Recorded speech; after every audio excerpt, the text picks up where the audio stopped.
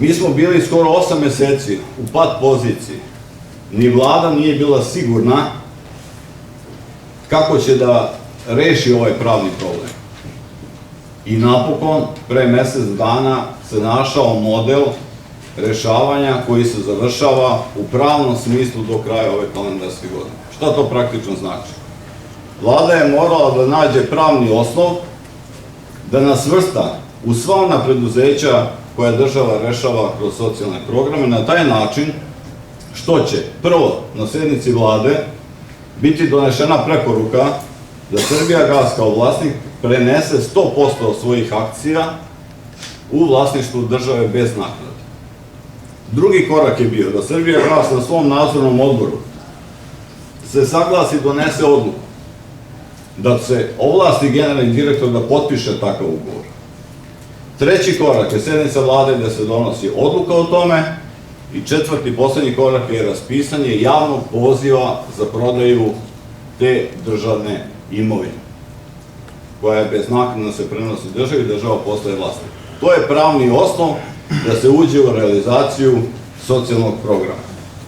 Ja sam vas upoznao usmeno, a sada koristim priliku da vam to pokažem i pismeno.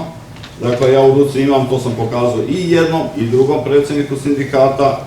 Oni su lično razgovarali, ponavljam, lično razgovarali sa ministarstvom, u sve se ovo uverili, iako mi je žao ako od strane predsednika vašeg sindikata to nije prenešeno, mislim da jeste, ali verovatno nije imao papir pa nije to mogo da vam pokaže. Dakle, na sednici vlade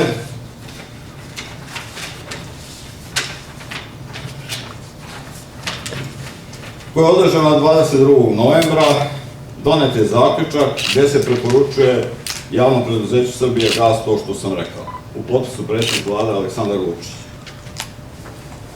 Srbijagas je održala sednicu nadzornog odbora 2. decembra i donela odluku gde se ovlašćuje generalni direktor javnog preduzeća Dušan Bajatović da prenese 209.664 običnih akcija koje posjeduje javno preduzeće Srbijagas u Agroživalde Žitište, čija knjigovodstvena vrednost 1.212.920.361,77 dinara.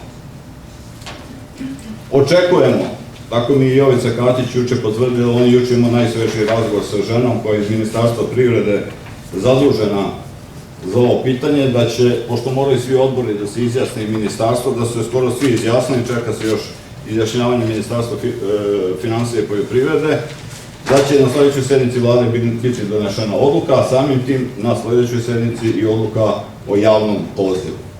Na taj način mi smo ušli u kategoriju preduzeća na kojima će se primeniti socijalni program. Mi ćemo od Ministarstva privrede, ja ću kao direktor dobiti potrebnu papirologiju koja treba se popuni za sve radnike i u tom trenutku ćemo znati svaki detalj vezan za taj socijalni program o kome u ovom trenutku još uvek ne možemo da kažemo jer bi to bilo neozbiljno dok se ti papiri ne dobiju.